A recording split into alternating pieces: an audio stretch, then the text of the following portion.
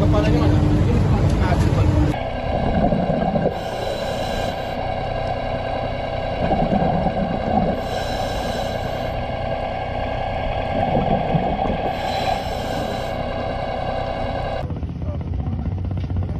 Orang sudah jalan. Saya sudah tahu setengah 7. Mau. Sekali lagi untuk seluruh ABK persiapan sandar kiri di Pelabuhan Marina. Terima kasih.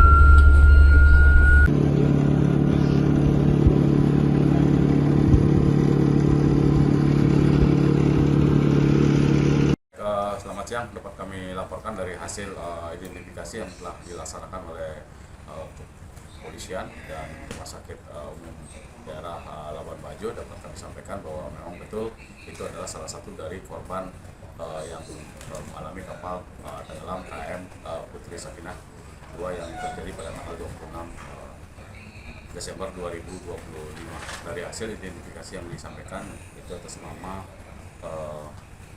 Martin Carlius Fernando, di mana jenis kelamin laki-laki dengan umur 44 tahun. Selanjutnya tim kembali melaksanakan pencarian sesuai dengan rencana dan titik diketemukannya korban terakhir. Demikian kami sampaikan. Untuk hari ini pencarian berapa alut yang dikerahkan dan metode pencarian seperti apa? Untuk alut yang dikerahkan sebanyak 17 alut yang dikerahkan dalam pencarian, dan metode pencarian masih kita melaksanakan penyisiran sesuai dengan arah arus permukaan yang menuju ke daerah tersebut, dan juga penyelaman juga masih tetap dilaksanakan dan termasuk menggunakan sistem sonar. Tim sonar pun tetap berjalan seperti rencana pelaksanaan operasi SAR di hari sebelumnya. Untuk tantangan di lapangan sampai hari ini seperti apa, Pak? Untuk tantangan pencarian sendiri Untuk tantangan pencarian sampai saat ini memang kita sudah berupaya, tetapi kita melihat arus permukaan dengan arus bawah cukup deras, sehingga tim masih berusaha untuk melakukan pencarian.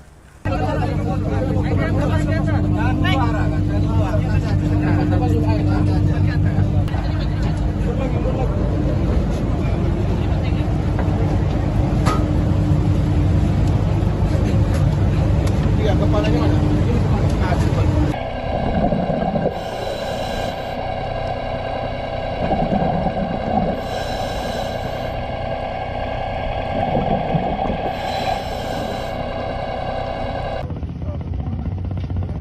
Orang sudah jalan. Saya sudah tahu setengah 7. Mau.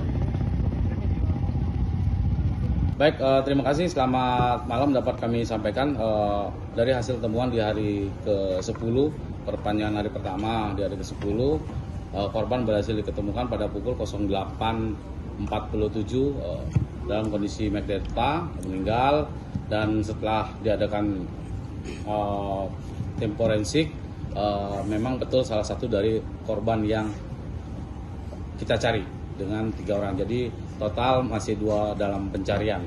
Untuk hasil evaluasi, pencarian akan kembali kita laksanakan selama 3 hari ke depan terkait dengan setelah kita menemukan tanda-tanda korban sesuai dengan Undang-Undang 29 terkait pencarian pertolongan. Begitu adanya perpanjangan, adanya tanda-tanda korban, operasi SAR kita kembali buka.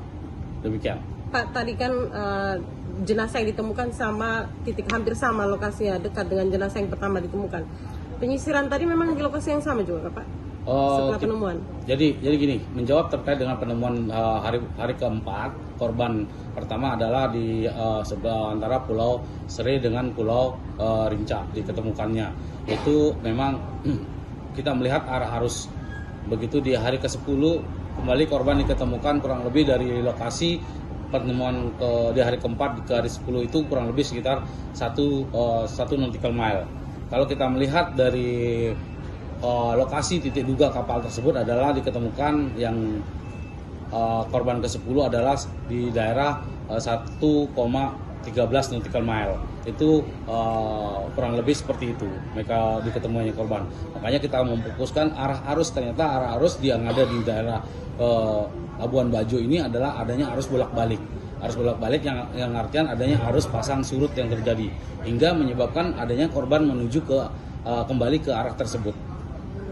Pak, selain penemuan jenazah korban, temuan-temuan lainnya yang didapatkan oleh tim SAR apa?